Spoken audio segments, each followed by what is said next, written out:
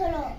শুনতে পেলুম পোস্টারি তোমার নাকি মেয়ের বিয়ে। গঙ্গারামকে পাত্র পেয়ে জানতে চাও সে কেমন ছেলে।